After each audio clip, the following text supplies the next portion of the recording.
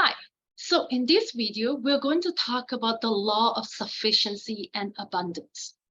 And how do we apply this law and utilize it to give us the result we want?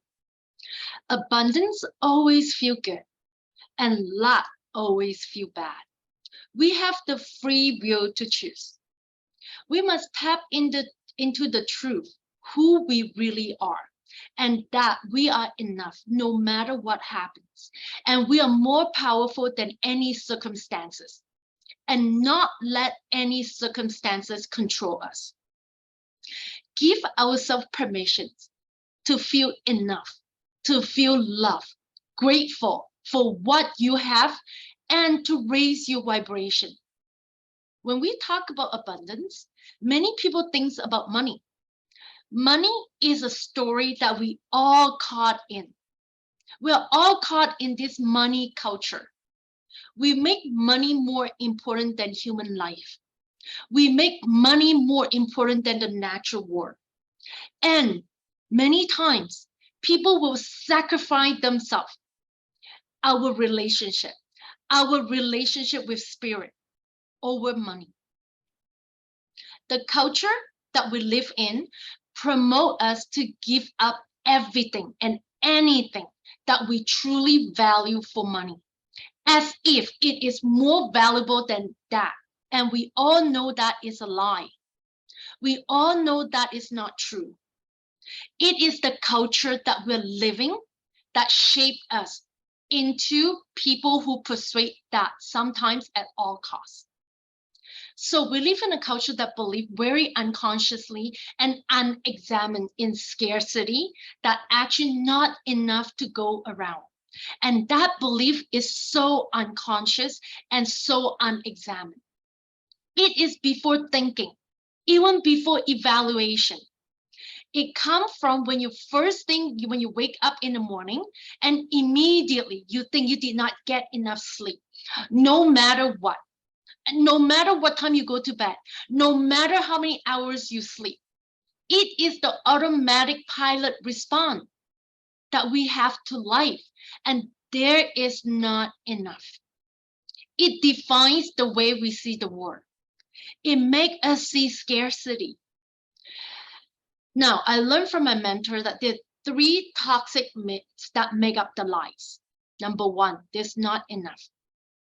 It costs you or me war.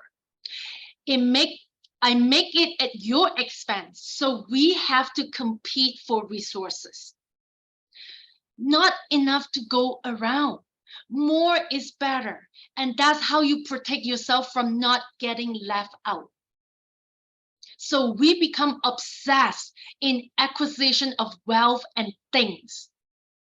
And the last one is, it is just the way it is. It is so dangerous because it holds the system in place and we don't even question it.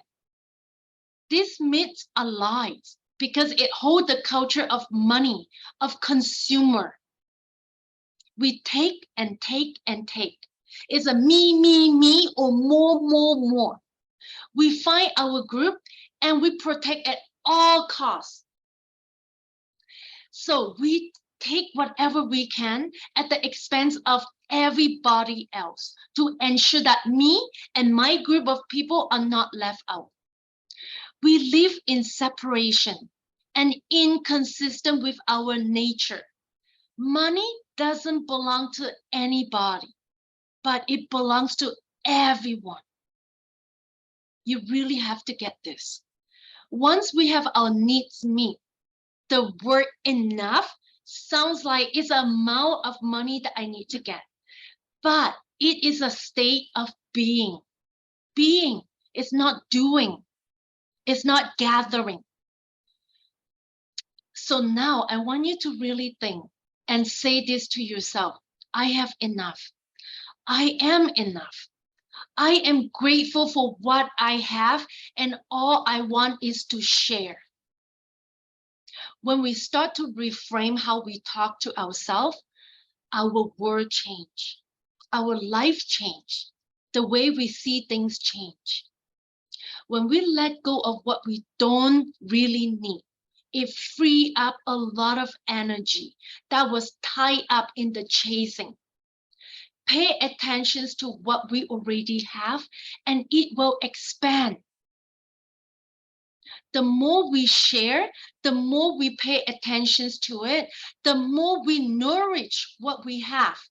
It expands in our consciousness and it becomes more abundant.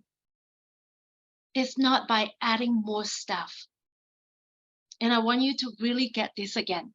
More abundant is not by adding more stuff. More abundant is by you appreciate them and expanding them in your consciousness. That is true with money. We start the key to true abundance, which doesn't really come from more. It comes from the doorway of enough or sufficiency. And from there, more will come and you have overflow of goodness in your life. I'll see you in my next video.